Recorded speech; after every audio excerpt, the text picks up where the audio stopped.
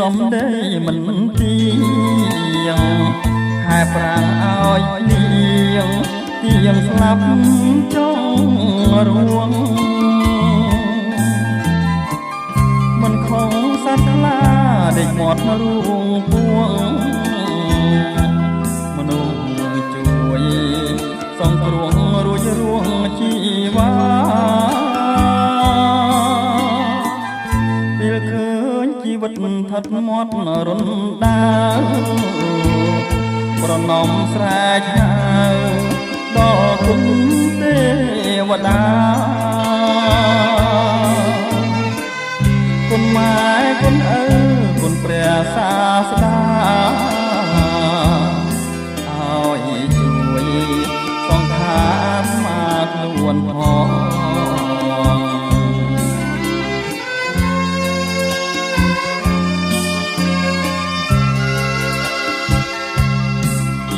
ជាតិមនុស្សក្បាលខ្មៅដល់ត្រើយសើយគូត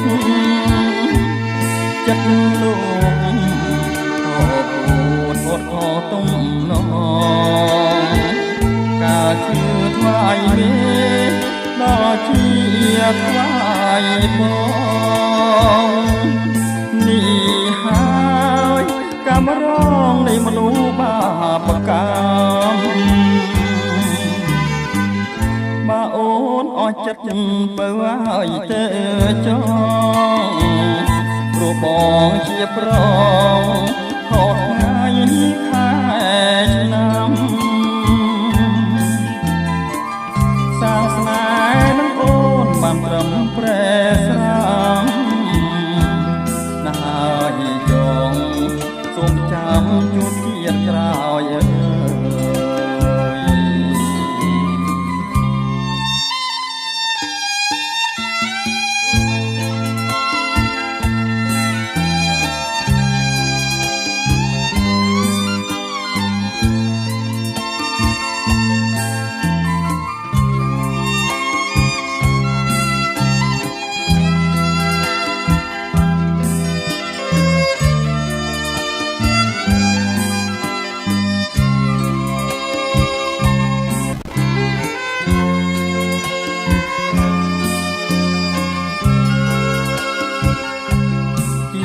ជាតិមនុស្សក្បាលខ្មៅដល់ត្រើយសើយគូត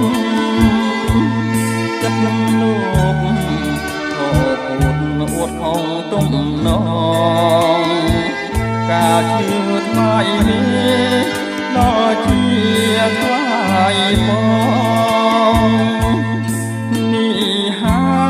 យកម្មរងនៃមនុស្សបាបកម្មបើអូនអស់ចិត្តបើឲ្យទៅចងព្រោះបងជាប្រងក្នុងថ្ងៃខែឆ្នាំសាសនានឹងអូនបានត្រឹមប្រែស្រាំណាស់ហើយចង